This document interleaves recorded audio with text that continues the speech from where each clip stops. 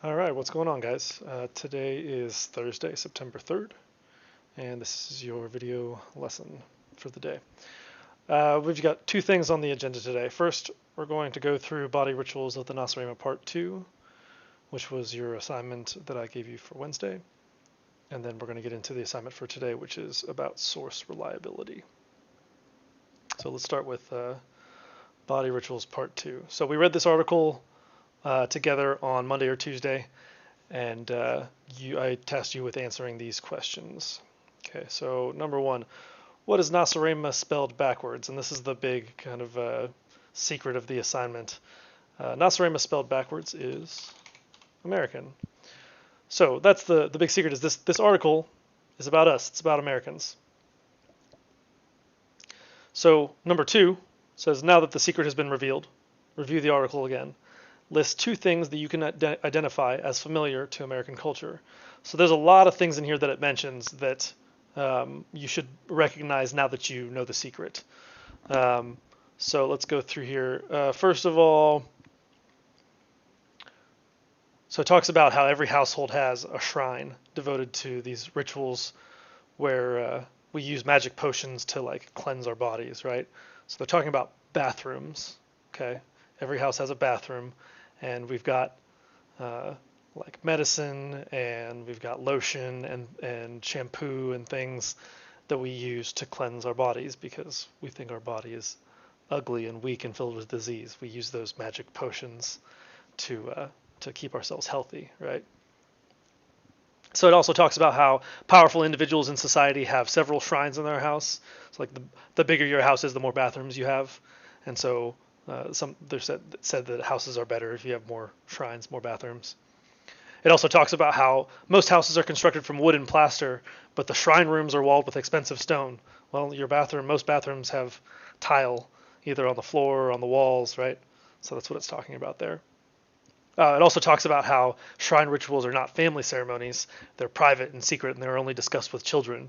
Well, we don't really talk about like going to the bathroom with our best friends or with our family, right? It's just your parents will talk to you about going to the bathroom because it's too personal to be discussed with other people outside of your family, right? It's just kind of weird to talk about, but it's okay for adults to talk about it with their children, especially when the children are learning to go to the bathroom, right? So mostly though, it's a private ritual, right?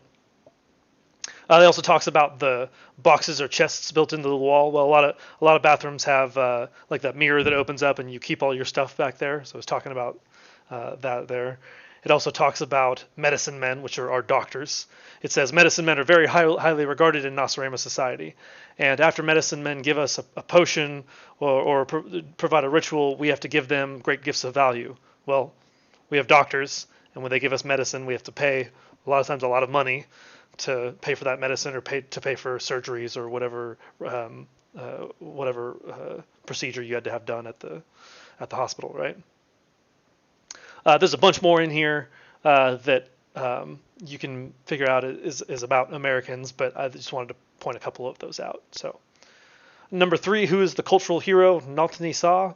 Well, if you look at the word backwards, it spells out Washington. It says that he is a cultural hero. He was a great warrior with wooden teeth. Well, Washington was a general, and he did have wooden teeth, so that's what it's talking about there. What is a latipso in American society? Well, if you look at this word backwards, it spells out hospital, right? And it talks about how, in the article, it talks about how they go to this latipso, and some people go through ceremonies in the latipso and they don't come out, and the ceremony causes them to die. Well, that's true in our culture, right? We'll go to the hospital, and sometimes we'll go through a procedure or a surgery where we hope it's going to save us, but it doesn't always happen, and some people die from those surgeries, and so that's the parallel there. Number five, what is the author referring to when he talks about the shrines? We talked about that already. He's talking about bathrooms. Number six, this article was written in a way to intentionally mislead the reader. What point do you think the author was trying to make? So why did the author write this article in this way? The author obviously knew he's talking about Americans, but he wrote in a way to like mislead us, to make us think that this is a different type of people that he's writing about, right? So why? Why did he intentionally do that? So this is a tougher one, and it gets a little deeper. But I think the main point that I want you to get from this is that even things that we think are very familiar can seem strange or weird or foreign if you write about it differently. If you're writing about it from a certain perspective, right? So I took something that you guys know very well, which is American culture and society, or this author took something that you guys know very well, and he wrote an article all about American culture and society, but he just wrote it in this different perspective, and it made you think that it wasn't even talking about us, right? So that was the takeaway I wanted you to get from number 6 here. And number 7, in this class, we will be learning about different cultures, governments, and events throughout history.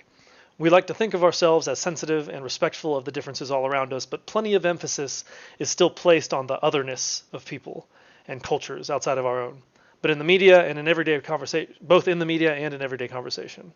So, what do you think the purpose of this activity was? And this kind of goes along with number 6. I just wanted to show you how easy it is to think about something that you're reading and think about something that you hear about someone doing from another culture or from a different place, and how easy it is to like read about that stuff and be like, oh wow, that's really weird. But everyone has their own perspective. Everyone's looking at things from their own perspective, and so what we see as super weird might be very regular for them. And even in this situation with our culture, you're reading about your own culture, and the author made you think, man, this stuff sounds really weird. But then when you think about it a little bit, he was describing Americans. So that was the main takeaway of this activity. It was to get you guys to look at things critically and to make sure that you're not viewing something with a narrow mind, you know. All right, so that's all I'm going to say about that. Body Rituals in the Gnostic Rite Part 2. Make sure you have this turned in Google Classroom. Make sure you answer this in complete sentences, and I'll be grading that later this week. Okay. Now we are going to move on to the next assignment, which is source reliability. So I told you guys that for the first couple weeks here, we were going to be focusing on the skills of a historian, because this is a history class and we're going to be looking at moments in history. We're going to be looking at historical documents, and I want you to be able to look at these things through the lens of like how a historian would. So one of the skills that you need as a historian, you need to be able to basically evaluate a source and tell me, number 1, is the source reliable? Number 2, why is the source reliable?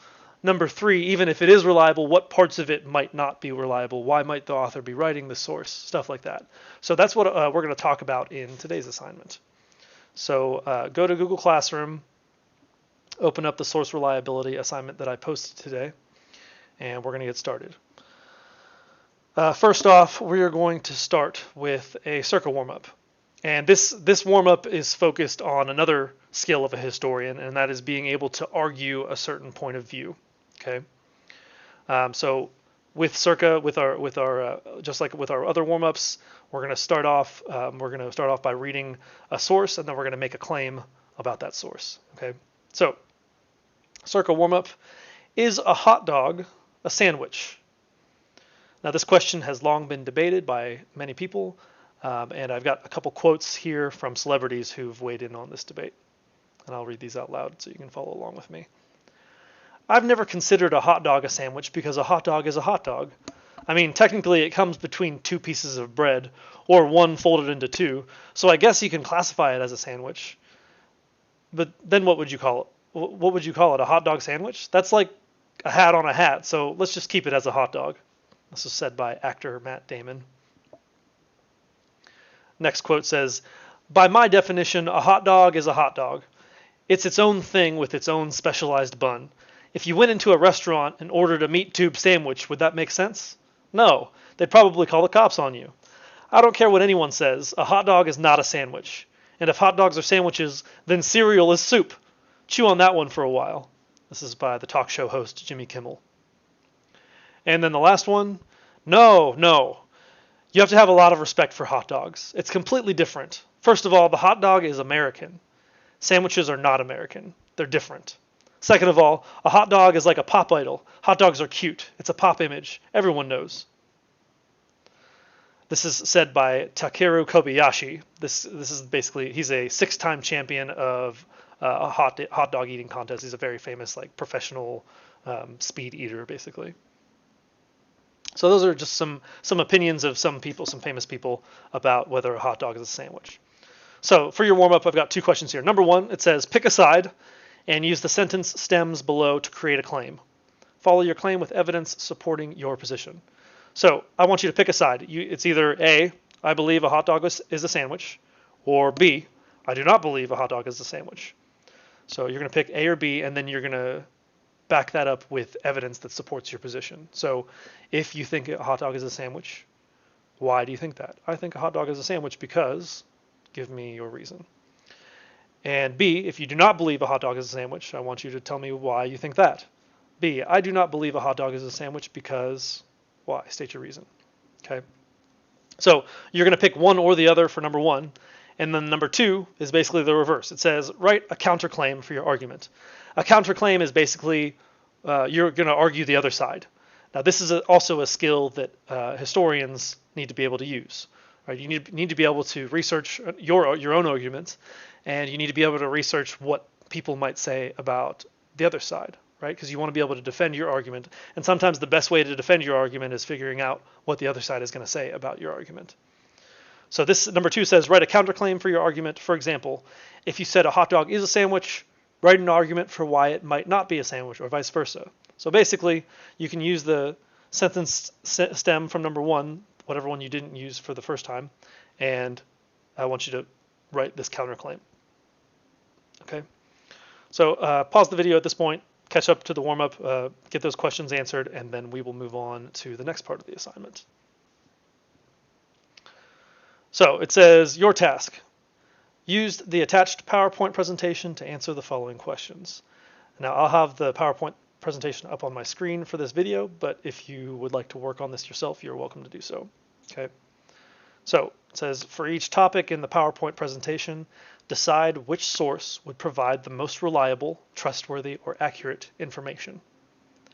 Then, in a sentence or 2, explain why you chose that source. So, let me move this real quick.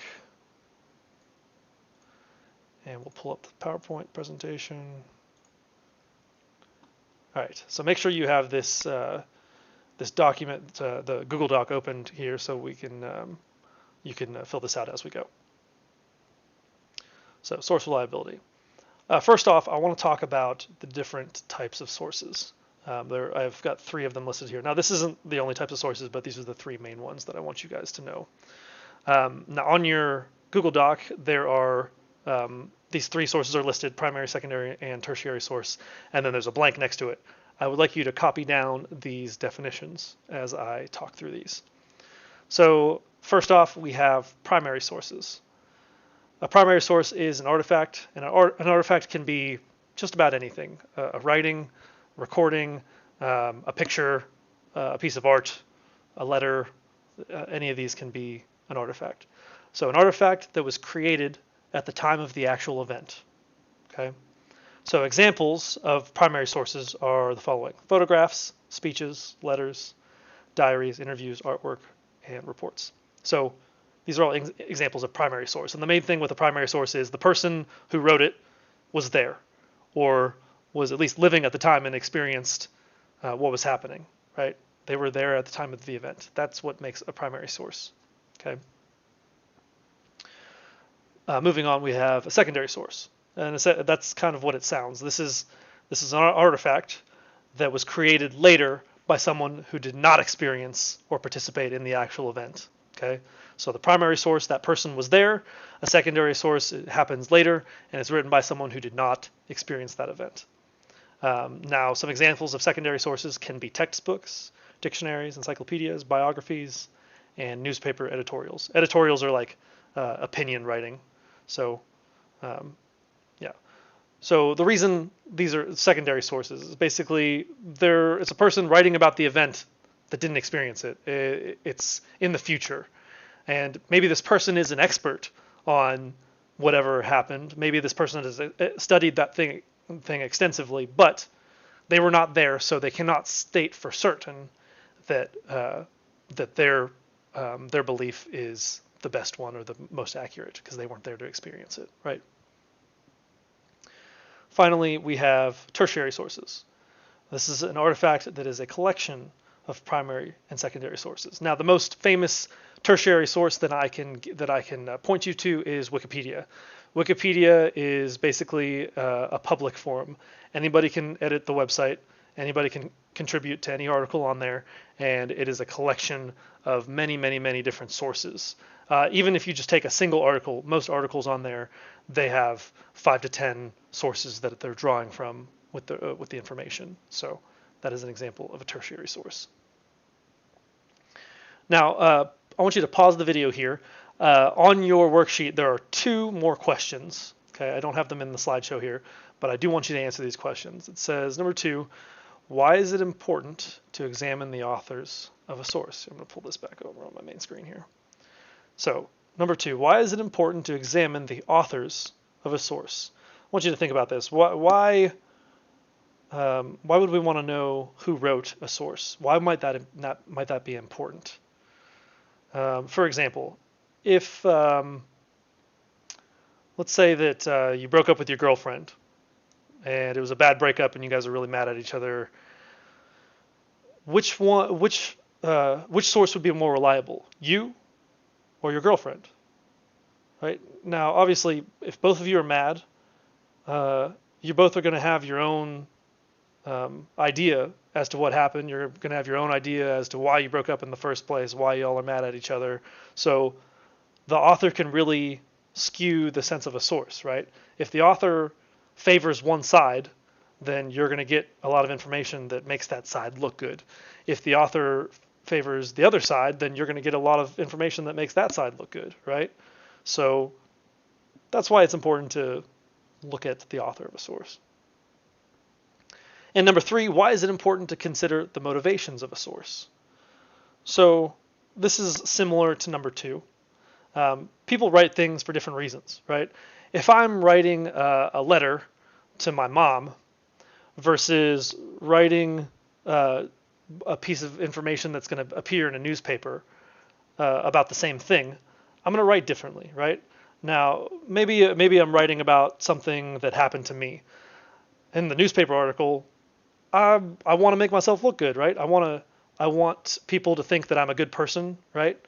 And so maybe I'll embellish, or I'll exaggerate a little bit to make me look really good, right? But in the letter to my mom, when I'm talking about that thing, I'm not going to lie to my mom, so I'll tell her exactly what happened, right? So different authors have different motivations for writing things.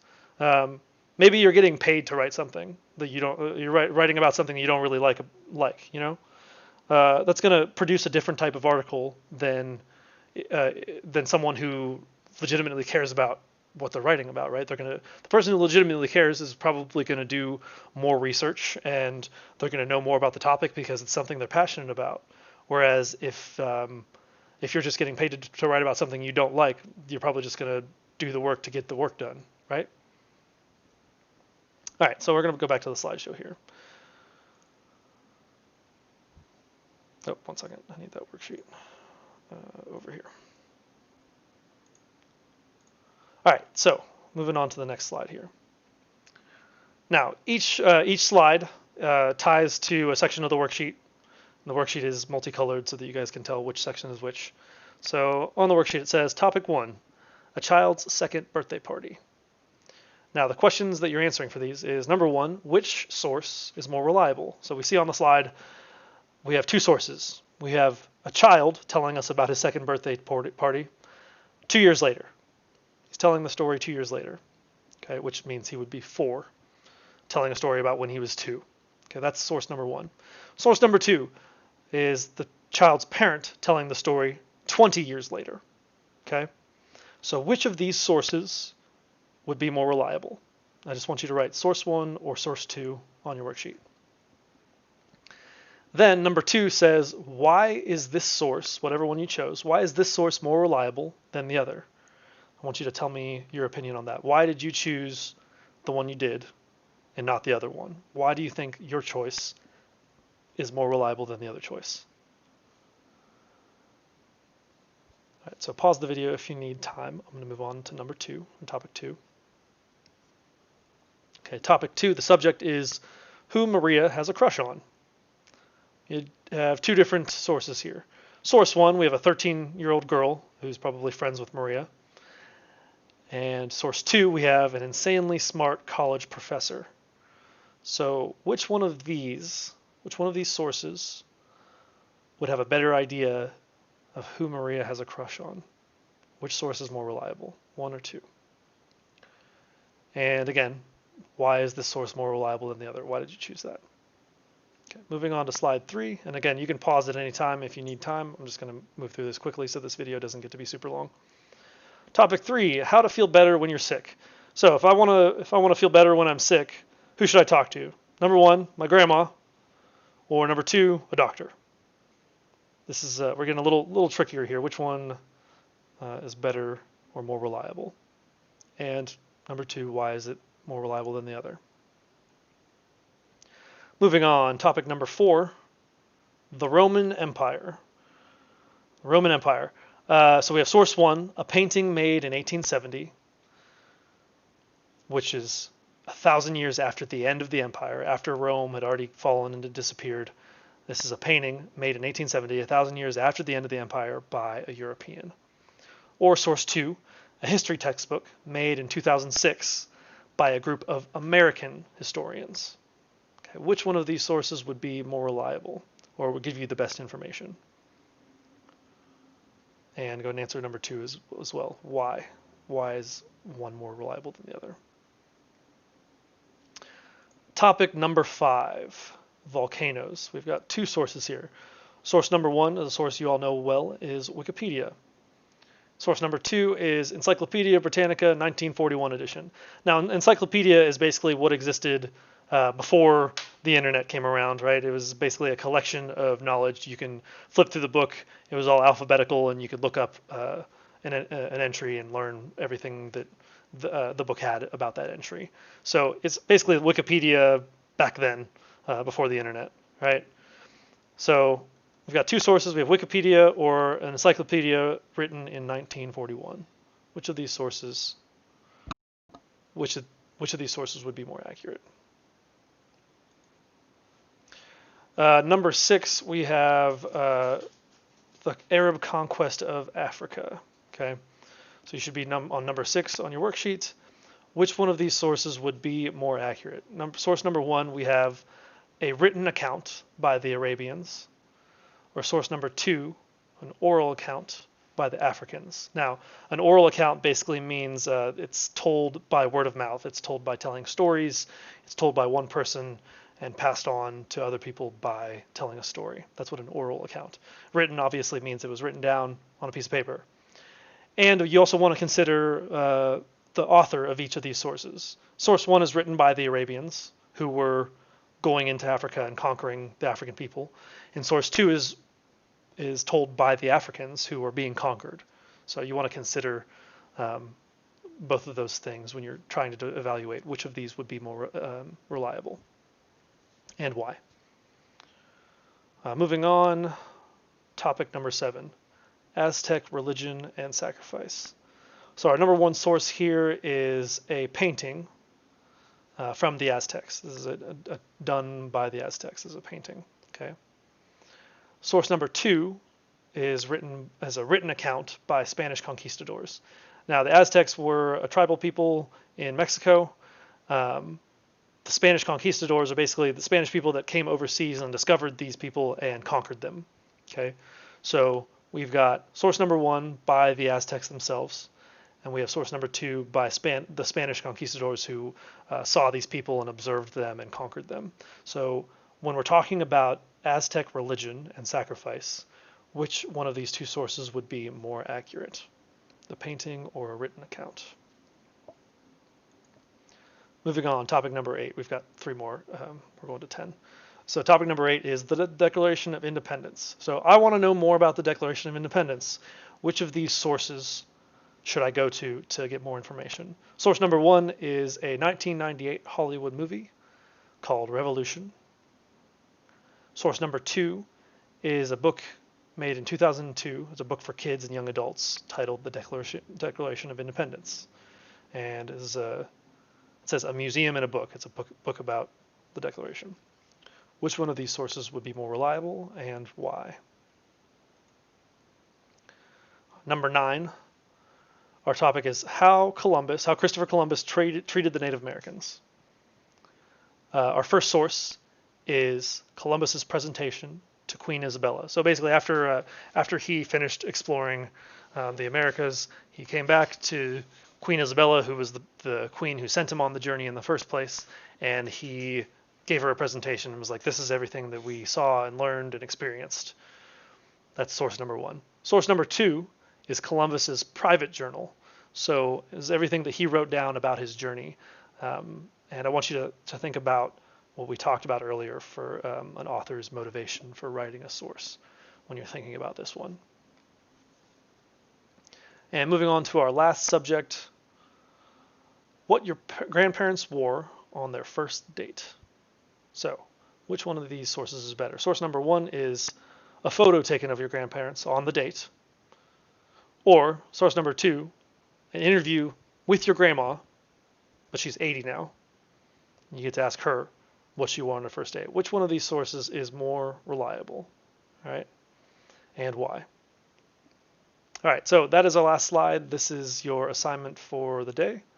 You can go back and rewind and pause at any point if you need to remember or hear what I had to say again. And just make sure you have this worksheet filled out and completed by the next time we meet. All right. That's all for our class today. Thank you for joining me, and don't forget to be awesome.